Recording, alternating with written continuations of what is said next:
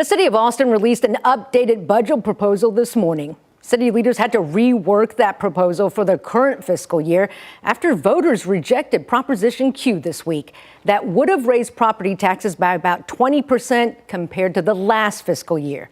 KVUE's Daniel Perot has more on the new proposed budget and why it's already meeting opposition.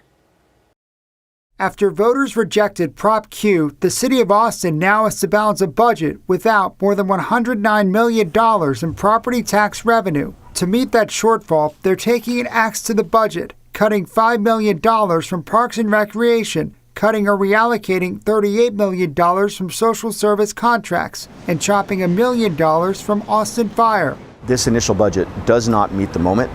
It does not honor and respect the message voters were sending.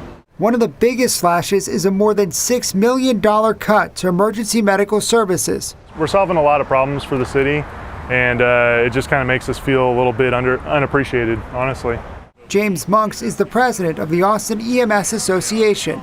I feel like the city wants to always demand us to run lean, but they don't, and I think that's a problem. Monks says if the cuts stay as is, they'll have fewer medics on the streets, which means slower response times. I think it's a shame that the city doesn't actually prioritize us and value us more. Since this summer, they've had to temporarily pull ambulances from service because of budget issues. Monks says these cuts would exacerbate that. People are already, facing burnout. They're already overworked. They're already tired.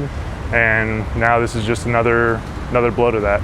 Matt McCowiak, co-chair of Save Austin Now, which led the opposition to Prop Q, says he knows the city is in a tough spot with the budget, but he will fight against any cuts to public safety. All political options are on the table, and I mean all options.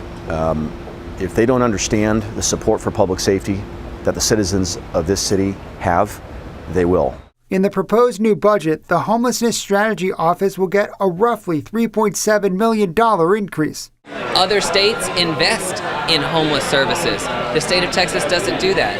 So it's up to us to deliver those services because we're on our own. City leaders are expected to move ahead with a 3.5% property tax increase next year. That's the highest rate they can use without voter approval. We are going to try to minimize the damage, but it is going to hurt real people. City leaders now face tough choices in finding ways to offset the lost tax revenue. Daniel Perot, KVUE News, Austin.